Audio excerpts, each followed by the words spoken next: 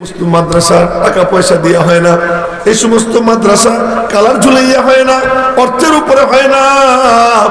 এই সমস্ত মাদ্রাসা কি দেওয়া হয় সেই কথাটাই বল। এই পিচ্ছি করে কিন্তু পুলিশে দেব, এই পুলিশে দেব, আমার দিকে থাকে, বুঝছো দাদু? আর একবার নিচের দিকে দেখা হয়।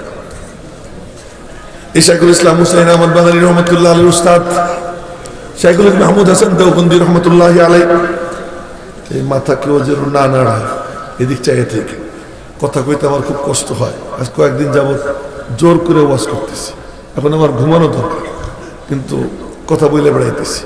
আজকেও দিনে 2 ঘন্টা বুখারী শরীফ পড়েছি, মানে তাও কিশোরগঞ্জ শহরের এক মাদ্রাসা।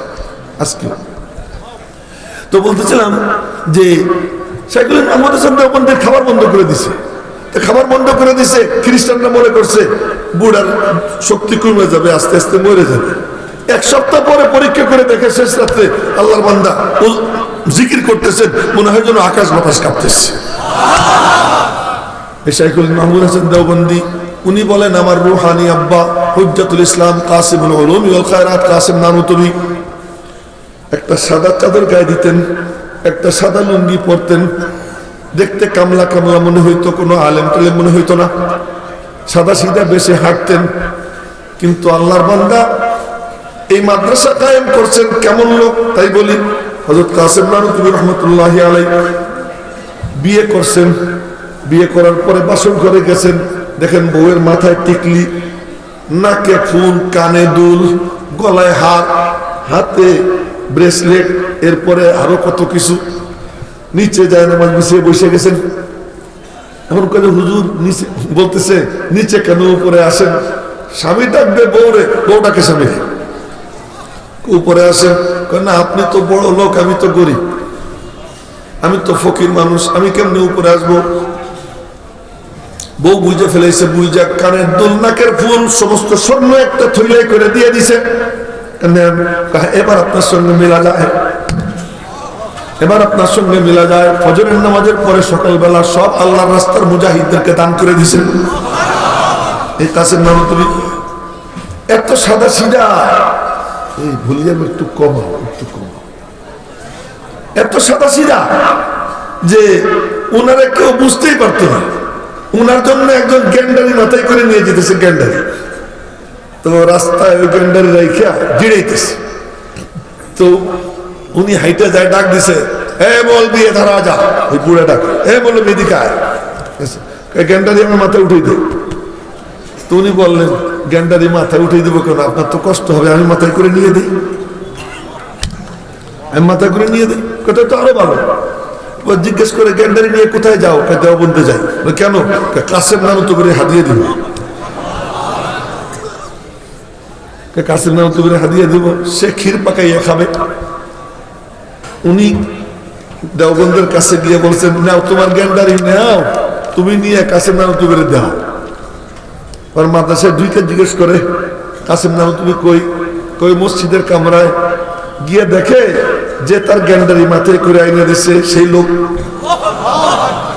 এখন বলে কি, ও তু কাসিম বনা बैठा है গ্যান্ডারি খানে কে লিয়ে, তুমি কাসিম বইনে বসছো গ্যান্ডারি নেবা, मैं तुझे नहीं दूंगा, मैं तो बड्डा मौलवी को दूंगा, আমি তো বড় মৌলবী দিব। আচ্ছা ভাই যা, তুই বড্ডা মৌলবী को দে। বাইরে গিয়ে আবার জিজ্ঞেস করছে লোকজন রে, কৌনি তো, যে হুজুর আমি তো চিনতে পারিনি, মাফ করে দিয়ে, আমি তো চিনতে পারিনি, মাফ করে দিয়েন। ওনার উপরে গ্রেপ্তারি পরোয়ানা জারি করছে, গ্রেপ্তারি পরোয়ানা জারি করছে। ওনার উপরে রশিদ আহমদ গঙ্গুহির উপরে, হাজী ইমদাদুল্লাহ মুহাজিরে মক্কির উপরে গ্রেপ্তারি পরোয়ানা জারি করছে ব্রিটিশ পুলিশ। হাজী ইমদাদুল্লাহ মুহাজিরে মক্কি হিজরত করে চলে গেছেন মক্কায়। রশিদ আহমদ গঙ্গুহি গ্রেপ্তার হয়ে গেছেন জেলখানায়। জেলখানায় যাওয়ার পর আদালতে হাজির করছে, পকেটে তসবিহ ছিল। জিজ্ঞেস করে, ইংরেজদের বিরুদ্ধে তুমি যুদ্ধ করছো? আপনি যুদ্ধ করছেন? কাহা করছি। কি দিয়া? অস্ত্র দিয়া। অস্ত্র কোথায়? পকেট থেকে তসবিহ বের করে তসবিহ আঙ্গুলে ঝুলিয়ে বলে, এই যে আমার অস্ত্র। রশিদ আহমদ গঙ্গুহি রহমতুল্লাহ আলাইহি, এখন বিচারপতি কয় কে তো দেখি পাগল, মুক্তি দিয়ে দিছে। কাসিম নানুতুবি ওনারা সবাই বলে, আপনার নামে গ্রেপ্তারি পরোয়ানা, আত্মগোপন করেন।